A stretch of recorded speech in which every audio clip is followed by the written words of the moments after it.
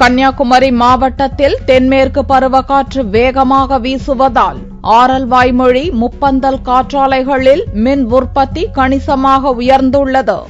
நாட்டிலேயே அதிகம் காற்று வீசப்படும் பகுதியாக தமிழகம் உள்ளது. குறிப்பாக கன்னியாகுமரி மாவட்டத்தில் ஆரல்வாய்மொழி மற்றும் முப்பந்தலில் காற்றின் வேகம் அதிகமாக உள்ளது. இதனால் குமரியில் 500க்கும் மேற்பட்ட காற்றாலைகள் நிறுவப்பட்டு மின் உற்பத்தி செய்யப்படுகிறது.